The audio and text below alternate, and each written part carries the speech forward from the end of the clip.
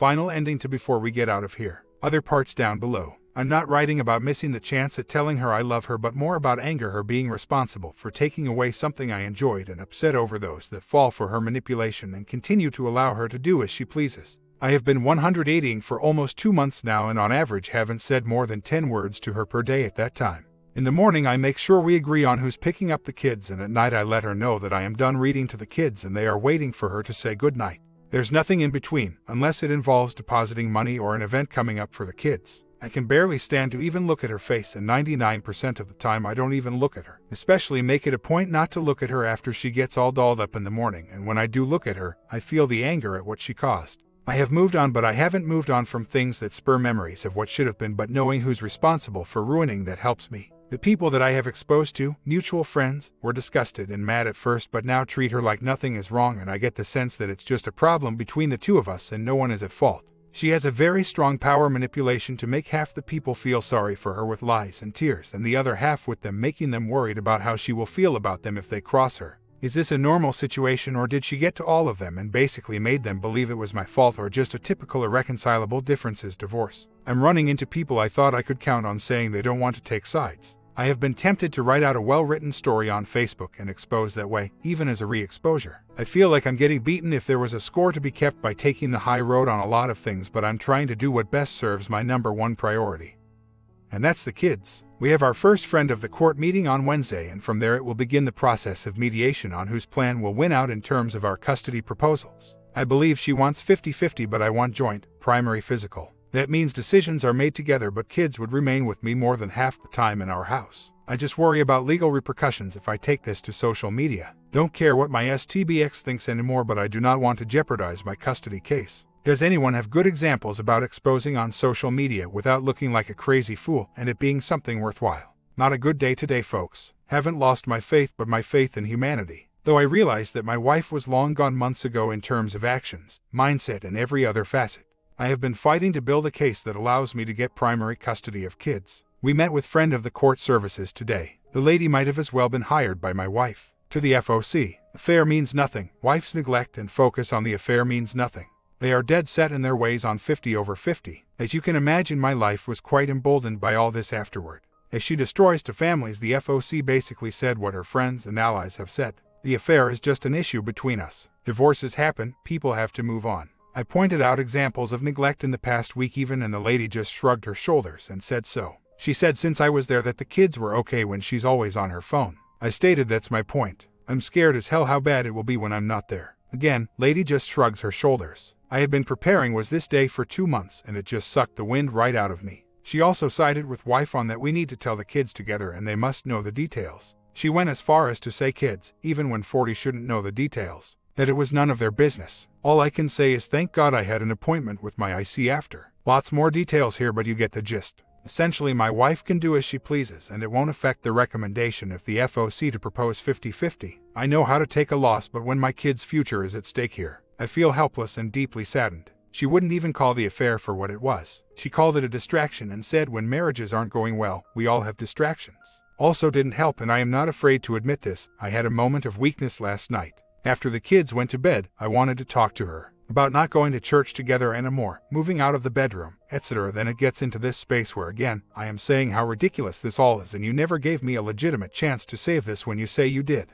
The time she says she tried, she was of course involved with him. I start going on the logic and rationalization path, which I know is futile, saying you would have never looked upon our marriage or me in a positive light as long as you are getting the highs from the affair. She goes on about not being happy for years, and again, the affair was not what wants her to have a divorce now, but then I hit her with all of the proof in my head finally, that she cannot lie to me anymore, and she does start to realize she cannot lie and that I know everything.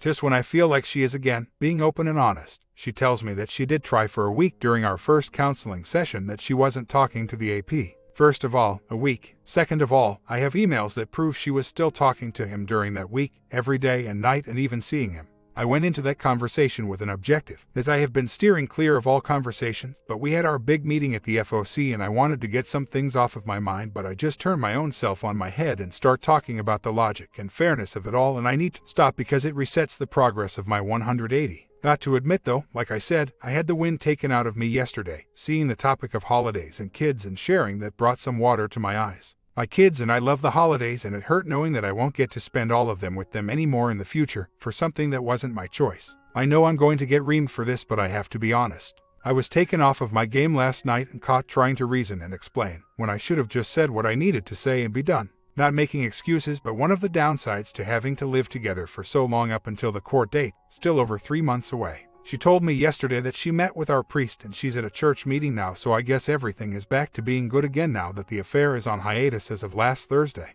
Is that how this is going to work? Affair, stop, say sorry, go back to nothing wrong. Rinse and repeat. I thought the priest and I had a good talk, and he talked to me as my priest and my friend, but it appears there's not that much that will be done about church. My next step, I think, is that I want to arrange a talk with him. My STBXW and myself would appreciate feedback on that idea. And going for the house, since this is what the kids know and love as home. The only reason she would go for it now would be to try to gain leverage or screw me. She had been looking for houses with AP since last July. She wants a fixer-upper. May not pan out the way she wanted now, however. She was hoping her love would help her remodel, but he's busy remodeling his wife for the time being. Unfortunately, it appears that her manipulation techniques are more effective than I had hoped with others. Part of issue with why I feel lost in this process is that I exposed. At first, to get help ending the affair and snapping her out of it, and second, to have her face some consequences. I have exposed to her father, stepmother, her sister, brother-in-law, grandparents, my brother and sister, my parents, a handful of family friends, priest, school principal, and out of all of those people, this is the breakdown to what has happened. Of course, my family is 100% backing me. Her family was all in on being angry at first, but now has since just either wanted to stay out of it or seems to just want to forget it so they can move on with their own lives. Grandparents are back to babying her, sister is staying out of it and is back to a normal relationship with her, and my brother-in-law, who wanted to give her the ultimate what for co-worker, seems to have just wanted to move on as well.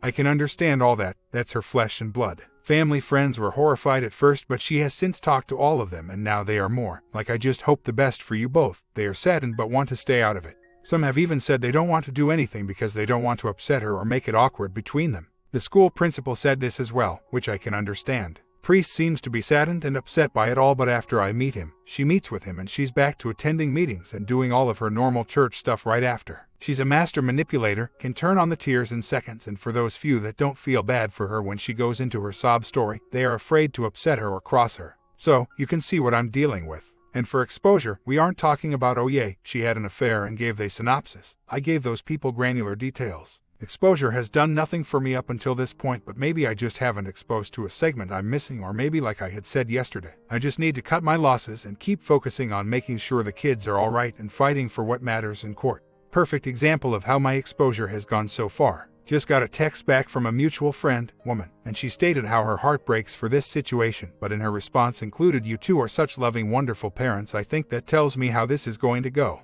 No matter what, she will be viewed overall as how they knew her before. They may see her in a bit different light, but nothing will change in how they interact with her, etc." An update. Last week she wanted to sit down and talk about making decisions before the court date and seeing if we could figure some things out that wouldn't be decided by the courts and cost money. I am hesitant to talk to her about anything at this point, but I got upset with her enough about her constant communication with the affair helper, co-worker of mutual friend and man who helped hide the affair over the summer and helped be the messenger when his wife found out the first time. She started talking to me about how things didn't change and that she tried for a week and a half to have an open mind, but I didn't talk to her. Same old stuff. I was going to let it be, but then told her the reason I don't talk to her about anything is because I'm not going to say anything to her when she's talking to the affair helper. Let's call him off. I told her I overheard the conversation she had on the phone with her sales manager, that she admitted she was talking to him, but she told the sales manager that she was only talking to him on his personal cell and before and after work hours. The reason this is an issue is because she finally got pulled off of the account that she managed for the company that employs the OM and all.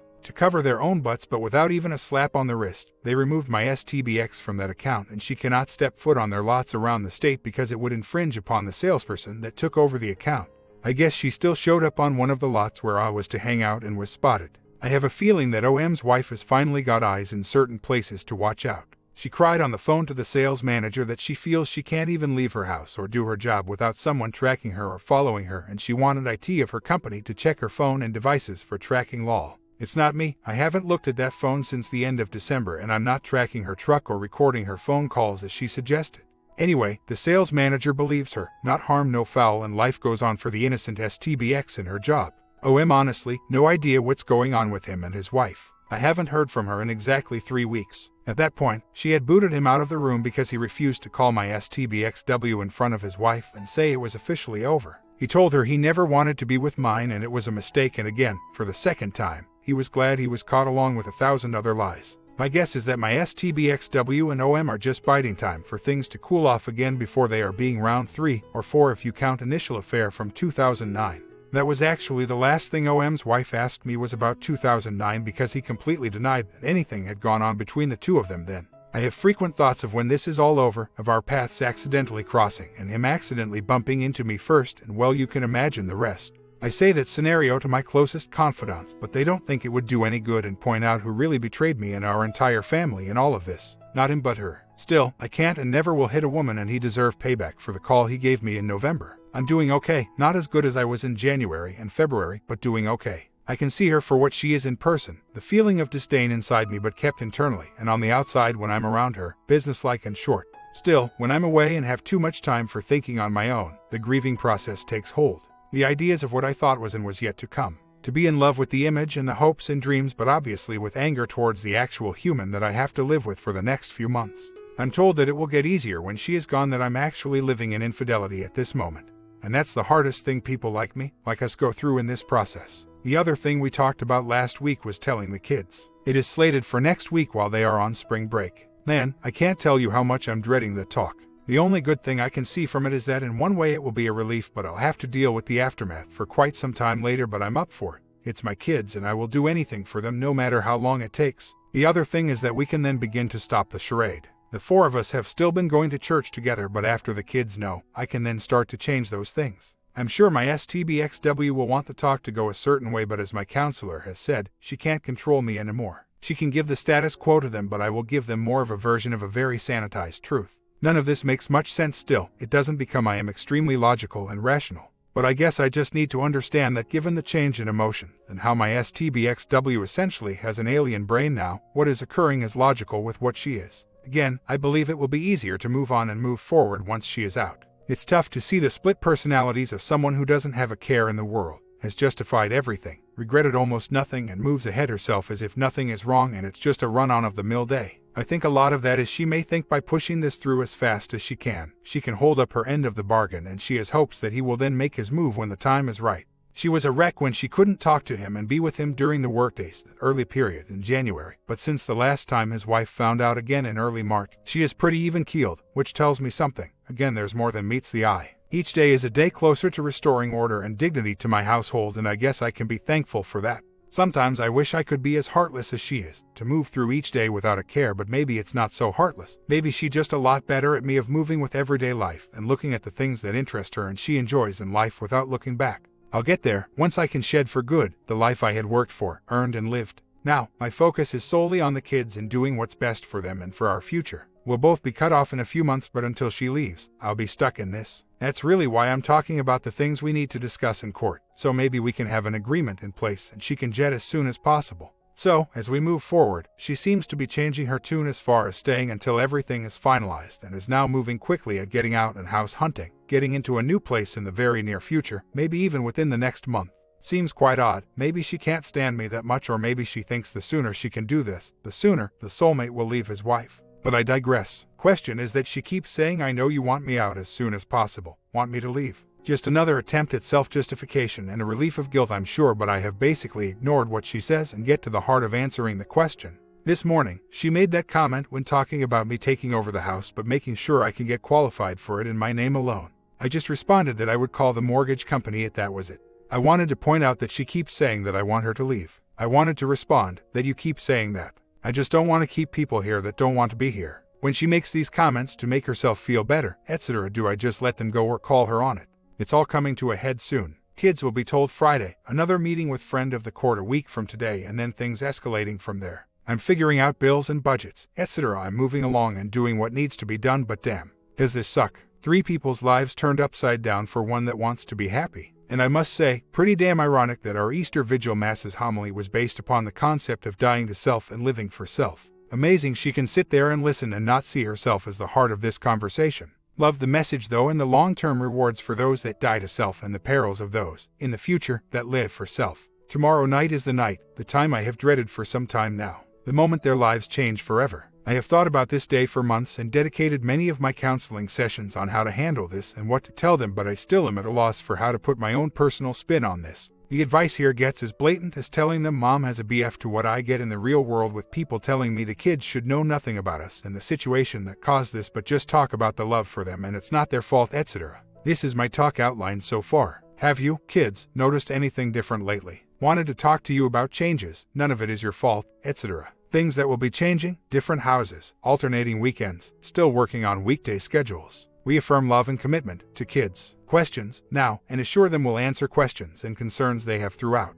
What I want to fit into there somewhere is my personal spin, just don't know if it offers the value to them that I think it does. The notion that I didn't give up on what marriage is about, putting yourself before your husband, wife, choosing them every day, keeping commitment, promises, etc. I don't know, I just don't know about my personal touch into it. I sent the outline to WW because she wanted to talk about it and I have been hesitant to do so up until this point because I don't want her to control this like she tries to do with everything else. Even more true colors were shown last night. We were supposed to tell kids tonight but she didn't want to until we have parenting time agreed upon and she will accept nothing less than 50 over 50. This escalated into a 2-hour discussion that went many dark places, 2 hours I'll never get back of my life. People said it would get nasty and I hadn't even begun to see the worst of her. Well, I think that came out with a vengeance last night. I have put everything on hold until I talk to my lawyer on Monday. Highlights of the talk last night. If I go from primary custody, she will go for primary custody. She will pursue action against felonies I committed by getting into her work phone in December when I found out everything. It's only fair that she gets 50 over 50 and that I'm not the primary parent even though I spent the most time with them. My plan is like 55 over 45. I was allowed to spend that much time with the kids because she did all the cleaning, cooking, and housework.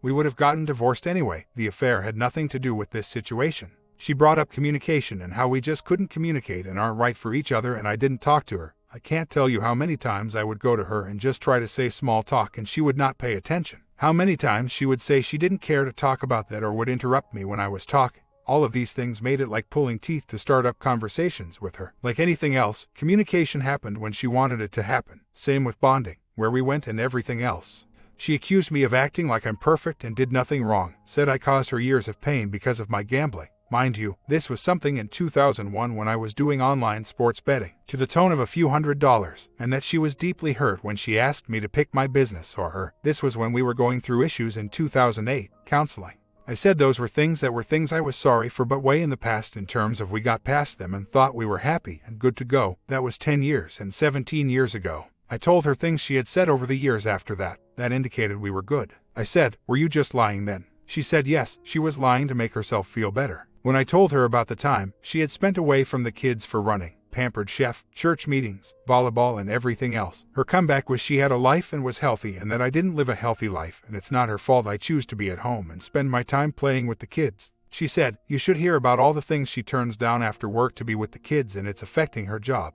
Told her I still hope she ends up doing the right things eventually because the course she is heading on is the opposite of that, talking about the felonies things. There's good in her still somewhere but the past year has brought out the worst in you. Her response to that was the past year brought out the worst in me too, alluding to my spying, snooping. Just like anything else in her life all throughout her life, if she's not going to get her way, she's going to throw a fit and she's not going to back down even if it's by unrighteous means. Just more of same BS that I try to avoid but I thought we were just going to talk about telling the kid and it evolved into that madness. I'm keeping my mouth shut for the next few days and heading into a meeting with my lawyer on Monday that will determine a lot of where I go from here. The only recourse I had when I tried to keep it righteous was that I cannot believe she can do these things and say these things and still go to church to look at me and say these things in front of God as I pointed to the sky. She just shakes her head and accuses me of trying to act like I'm a better person than her. Prepared for you guys to read me the riot act but also, Monday can't come soon enough. I need to get as far away from this toxicity as soon as possible but I'm not leaving my kids. Need to get the lowdown from lawyer and then proceed with caution but will not back down.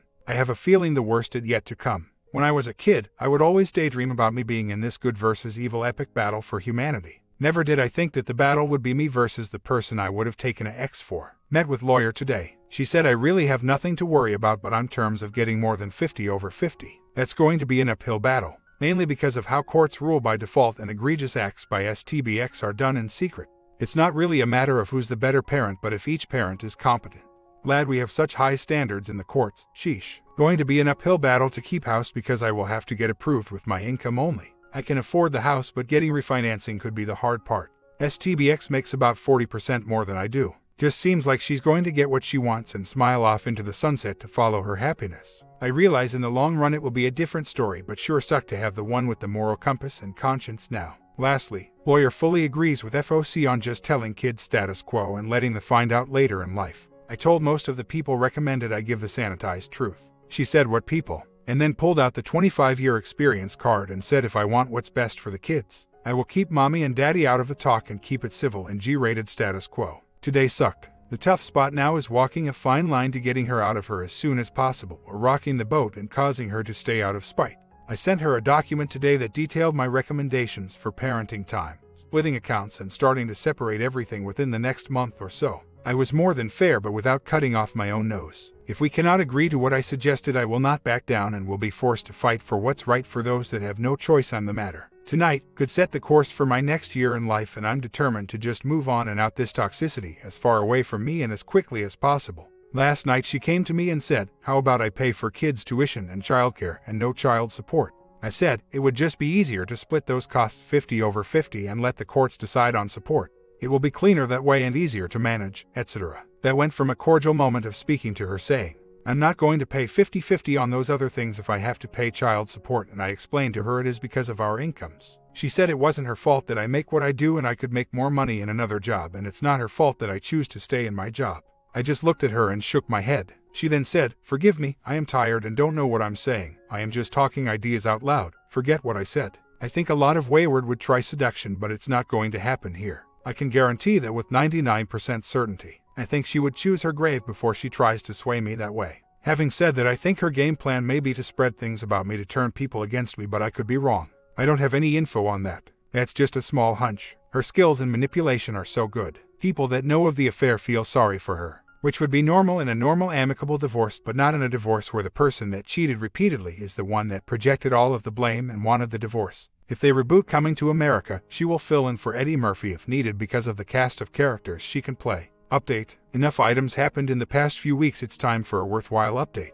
Things are progressing smoothly with her moving out and me getting the house refinanced in my name. She will likely be out in a month. Divorce won't be finalized till at least end of June, and settlement date is not till end of July if we don't agree on everything beforehand.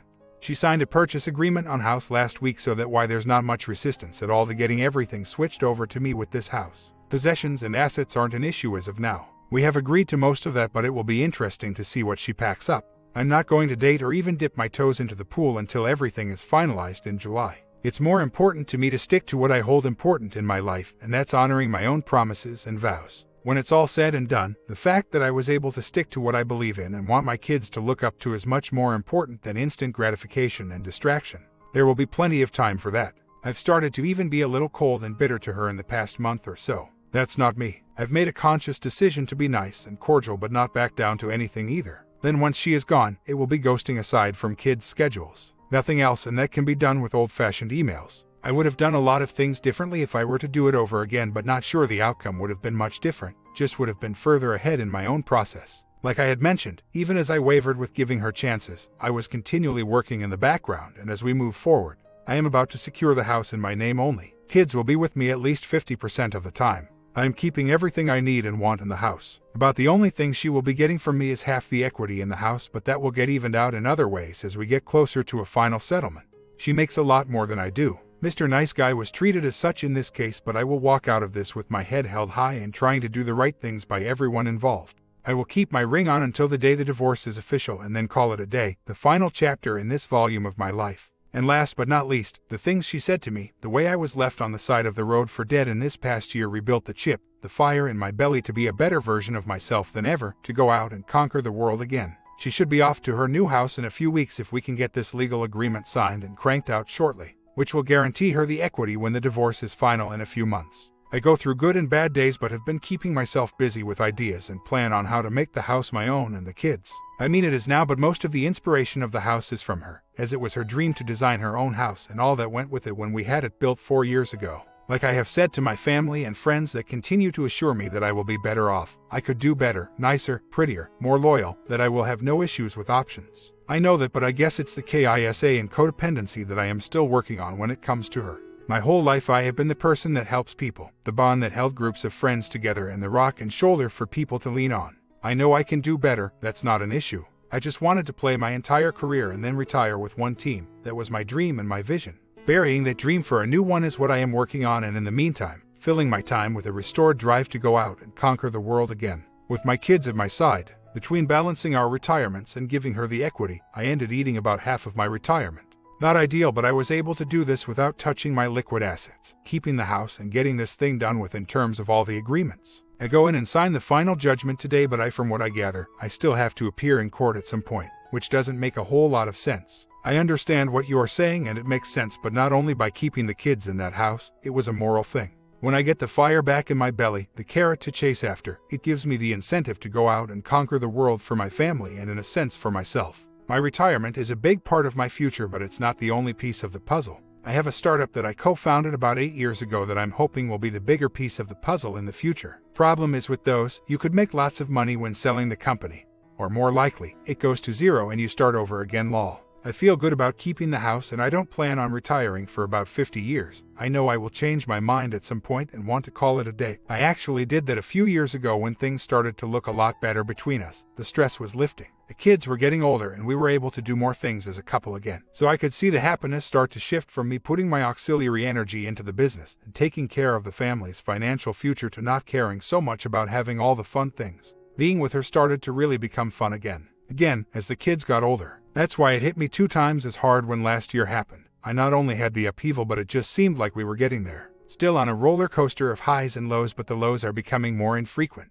The last few months have not been ideal in relation to my entire scope of life, but compared to June-December of last year, it's light years better. My uncertainty, the unknown, the fear and the not knowing which way was up. Thank God for not being in that state of mind anymore. It has been easier since she has been gone to her new house over the past few weeks. I am no longer faced with the face of pain and what was inflicted upon me on a daily basis, and healing can truly begin. The downside is not having the kids 50% of the time, but I am using that to get crap done around the house, starting new projects, caring about the landscaping for the first time in my life, etc. It's not the right time, but there will come a time when I want the kids to know, more than anything, that this was not what marriage was supposed to be, that when things get tough, you just don't bail. It takes 2 people that made the commitment and vows in front of God to honor them and to work on them daily. My kids know they can tell me anything and we have good talking times, story time at night, walks during the day, dinner together at the table, etc. Even if unflattering things are said, which I don't think will be the case, at least for now, my kids will see what I'm made of and who I am and always have been.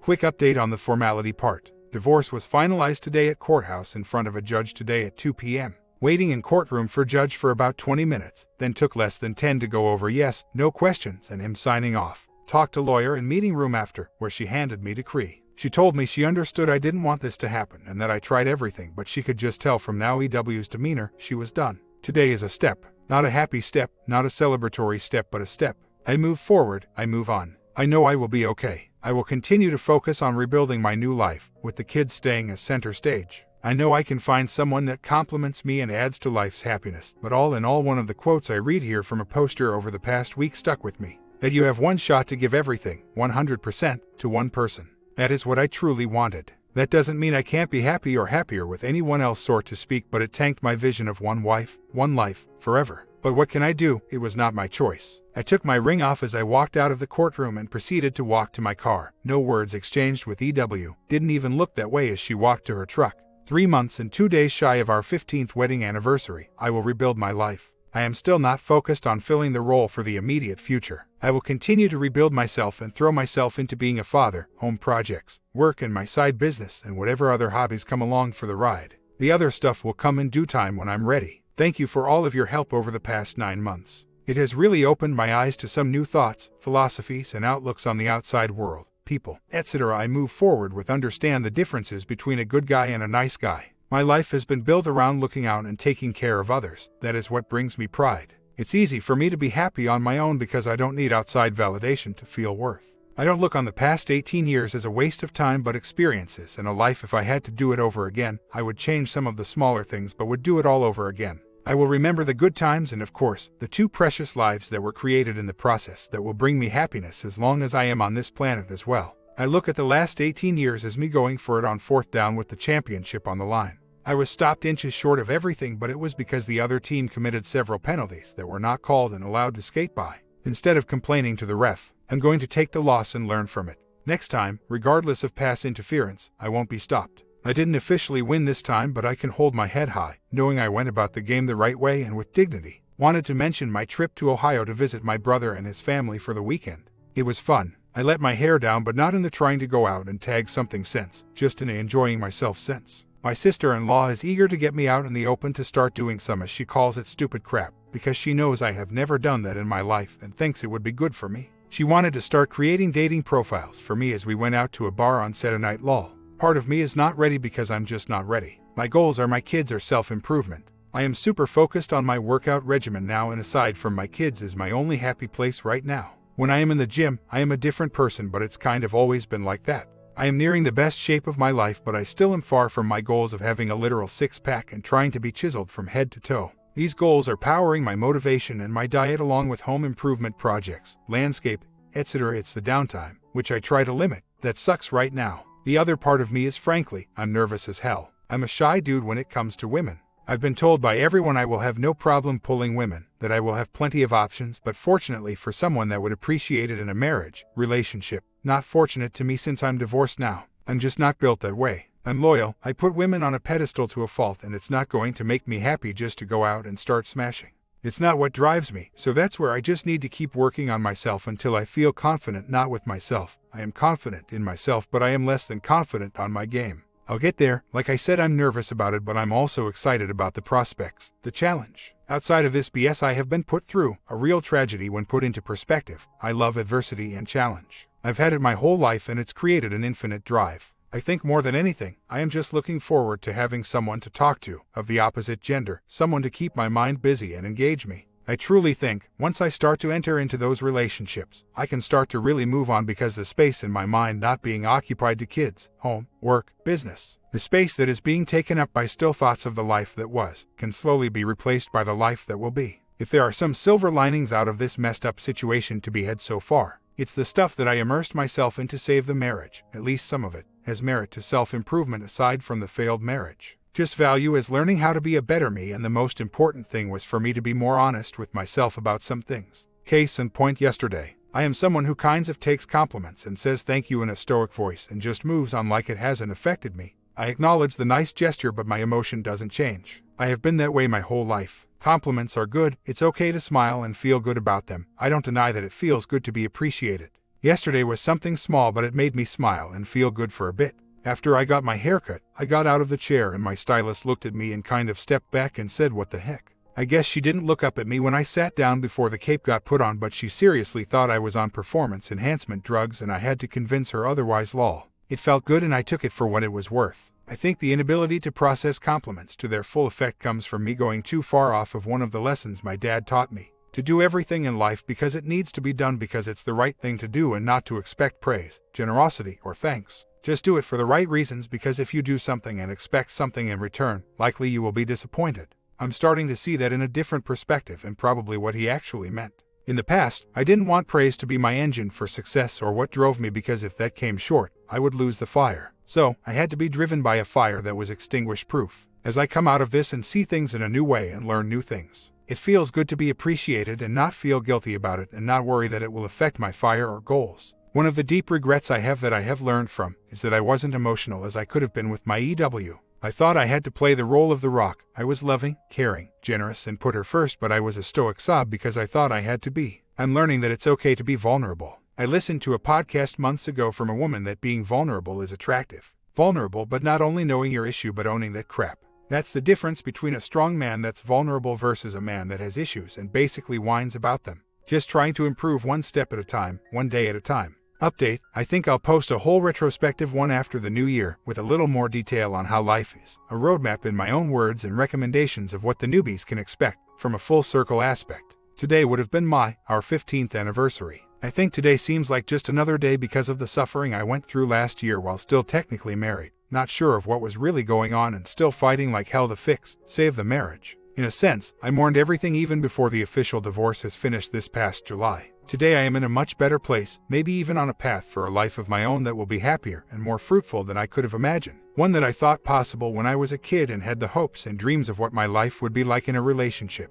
I still would have never chosen the path of divorce if reconciliation had been committed to on the other side, but that was out of my control, and because of it, I need not feel guilty of the things that are here for me now in life and that await me, that are bringing me happiness. My life philosophy has not changed. I still believe the true path to happiness is giving yourself to others, giving the gifts we are born with and passing them on. My true happiness comes from giving, from making others smile, and from helping others. I think if anything has changed, it's my perspective on giving and giving without the gifts, in some shape or fashion, coming back to me. To give myself but in return to get their self. When I entered the crap storm of last year, I considered myself the strongest person, mentally and emotionally, that I knew, and it almost broke me, but I now realize because of the strong base and just weathering the storm, that if you have a stable base and a strong mentality in life, you will be just fine, maybe even better. If you go through the storm and were never centered or stable to begin with, chances are it's not going to look good after the storm either, which is why I strongly recommend getting as much help as humanly possible. As I have said, I will post a more detailed journey update in the new year, but for now, I'm doing good, kids are doing decent, and as far as EW, who knows, that's another part of the journey, where at some point in the past 1 to 2 months, I don't even think of her as someone I was married to anymore, not even an EW, but basically, the kid's mother. No animosity, no feelings, just their mom.